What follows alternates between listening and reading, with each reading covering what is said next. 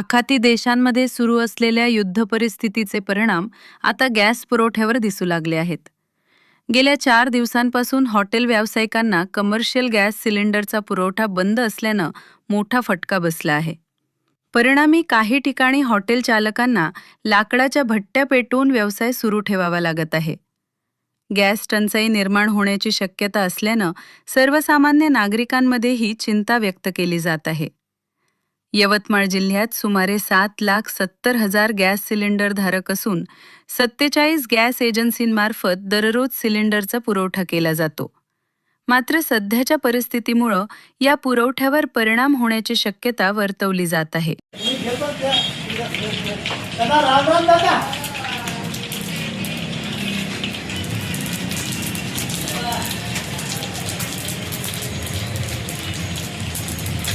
America Iran युद्धाचा फटका शेवटपर्यंत म्हणजे सामान्य जनतेपर्यंत पडलेला आहे. तसंच आमचा व्यवसाय हॉटेल व्यवसाय असल्यामुळं आम्हालासुद्धा त्याचा फटका बसलेला आहे. त्याप्रमाणे आम्ही हातभट्टी लावून म्हणजे लाकडाची हातभट्टी लावून आम्ही शेवटी काम करतो आहे. त्याचं सरकारनं आमच्याकडे थोडंफार लक्ष द्यावं. अमेरिका इराण युद्धाची पडसाद आता शेवटच्या जनतेपर्यंत पोहोचलेली आहे. नाव प्रीत पटेल.